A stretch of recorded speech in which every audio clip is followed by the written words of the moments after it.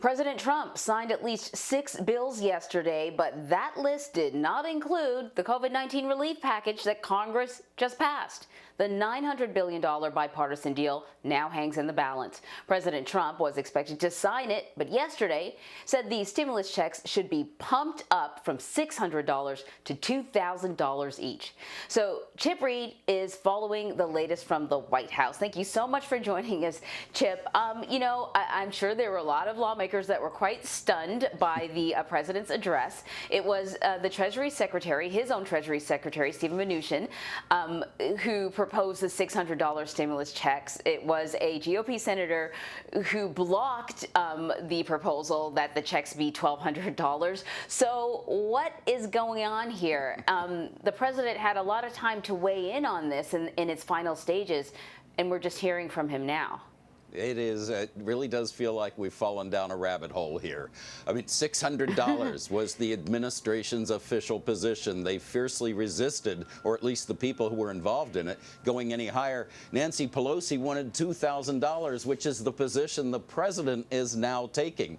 At one point, shortly before this deal was done, the president sent out a tweet in which he said, "Congress, get it done, and I want more money for the stimulus," but he didn't really weigh in any substantive way. He was essentially absent during this entire process. So it's a mystery to people. There are plenty of people who believe this is just the president flexing his muscles and saying, "I am relevant. Don't ignore me." And if that's all it is, then this will just be a little chaotic storm that will pass. But if he's really serious about this, it could be a real mess and could really affect the delivery of the money in these stimulus checks and everything else in this massive bill. Yeah, Deborah Alfarone says that Democrats are wasting no time. They're starting to sort of scribble something down that maybe will meet what the president is demanding. As you point out, we're down a wee bit of a rabbit hole because the Democrats wanted a $2,000 stimulus check. The bill has already passed, though, with a veto-proof majority. So it's unclear moving forward. I mean, can anything be done? Can Congress make any changes? They could do whatever they want, but it would for this vote that Nancy Pelosi wants to do tomorrow, it's unanimous consent. It just takes one person to object, to kill it. So I don't think anybody's dreaming that's going to pass. But if the president really digs in his heels and says, "You all got to come back to Washington and change this thing," or I'm not going to sign it, I guess. But he could veto it, or he could pocket veto it, as they call it, and they could override the veto. So I think the chances of this actually happening are really slim. Which is why I think most people believe, as I said, it is kind of a moment of chaos that the president seems to enjoy that will pass when he will reluctantly sign the bill. So the president also criticized millions of dollars being earmarked for foreign aid. Can you help us fact check this? Is this money that is part of the coronavirus stimulus package, or is this other money? It's combined. There's a $1.4 trillion spending bill that keeps the government open for the rest of the fiscal year.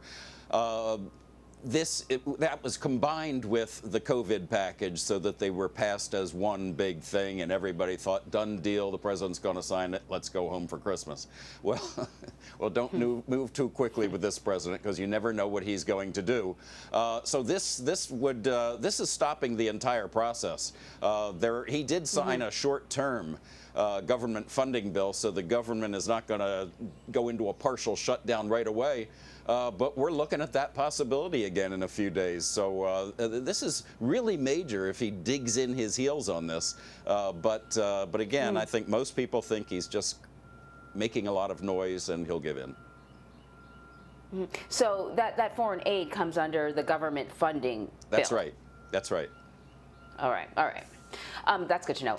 So, Chip, another major announcement yesterday from the president was more than a dozen pardons. And he certainly pardoned some nonviolent drug offenders, and there were some white-collar criminals in there as well that got a bit of a break from the president. But there were also some pretty controversial pardons. Who else was on that list?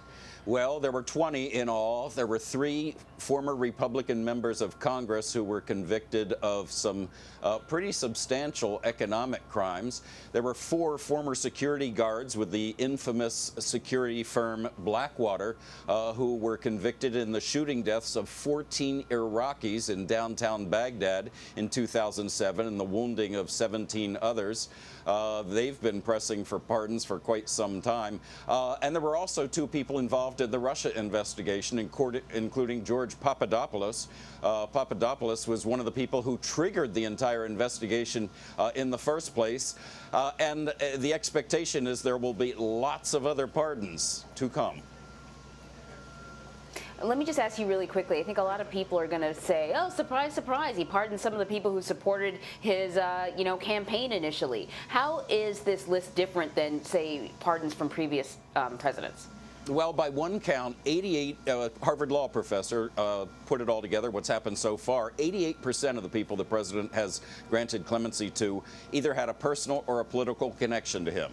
But he's not the first person, not the first president who has been accused of doing this for his own personal needs and desires. But we'll have to see if he just continues on this track. But even at the White House here, a lot of people who work for him believe it's going to be about people he knows and he has a connection to, and Democrats say that's an abuse of power. All right, Chip, thank you. You bet.